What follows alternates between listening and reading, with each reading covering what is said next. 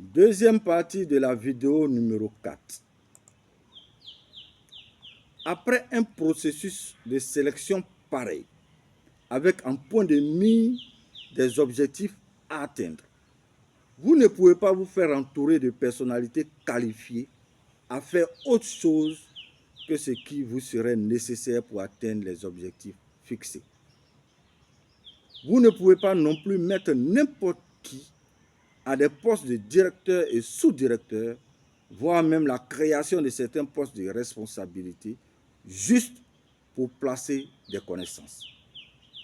Vous ne pouvez pas non plus affecter des communicateurs, des comptables, des diplômés en ressources humaines et autres dans les services dont ils n'ont pas compétence, sans pour autant proposer des formations qualifiantes pour une mise à niveau. La CEI n'est pas un gâteau qu'on doit se la partager, où l'on nomme à des postes supérieurs des personnes qui commettent des malversations ou qui ont créé des réseaux d'enrichissement illicites en s'en occupant plus que le travail qu'on leur demande de faire au quotidien, ou contribuer de façon frauduleuse à la victoire du candidat du parti politique majoritaire dans les instants de la CEI aux élections. La majorité des agents à la CEI cherchent à atteindre un et un seul objectif, l'enrichissement. Et cet objectif est largement plus important que l'organisation des élections, encore moins l'organisation des élections transparentes. Ceux qui réfléchissent nuit et jour pour produire des documents à leurs propres frais et faire des propositions afin de faire avancer les choses dans le bon sens sont taxés de rebelles, détestés et licenciés par la suite pour des raisons non fondées. Par contre, si ce président sélectionné, de façon responsable, voudrait atteindre et même dépasser les objectifs à lui fixer, devra constituer un cabinet qui devrait l'aider à comprendre et à gérer au mieux cette direction afin de réussir sa mission de façon optimale, ce qui n'est pas le cas aujourd'hui, malheureusement. La CEI d'aujourd'hui, le président est un juriste et ses conseillers techniques, l'un est scientifique, licencié en sciences physiques, et l'autre littéraire, philosophe de son état, si nous ne nous trompons pas. Le président est aveugle sur les sujets logistiques et techniques et s'est fait entourer par des personnes qui sont aussi aveugles que lui. La CEI ressemble à un bateau ou un avion qui est navigué ou piloté par une équipe constituée d'un médecin, d'un archéologue, d'un sociologue ou autre chose qui n'a rien à voir avec les connaissances requises pour piloter un avion ou naviguer un bateau.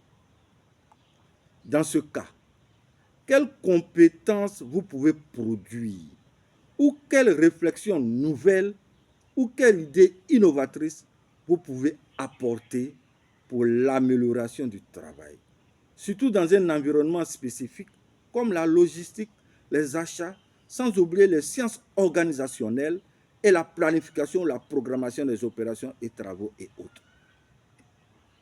Le réflexe régalien d'un logisticien qui est le contrôle, l'intuition professionnelle, l'anticipation, la prévoyance des risques et autres, vous ne les avez pas parce que c'est en pratiquant au quotidien ces métiers qu'on développe ces choses. Ils sont tous dans des domaines techniques qui ne relèvent pas de l'improvisation. Improvisation dont la CEI en fait son outil de direction le plus sûr. C'est ce qui fait que tous les travaux à la CEI échappent à tout contrôle, même dans les entrepôts, aggravés par des responsables de direction et sous-direction, de chefs de service et responsables d'entrepôts, bien que anciens dans l'institution, ont d'autres qualifications ou insuffisance de connaissances dans les tâches qui leur sont dévolues. De sorte qu'à la CEI, Nonobstant l'ancienneté de ces responsables de 3 à 4 cycles électoraux, toutes les activités préparatoires aux opérations électorales sont toujours nouvelles pour eux. Excusez-nous du terme. Improvisation sur improvisation. On tâtonne, on tâtonne. On tâtonne, on tâtonne.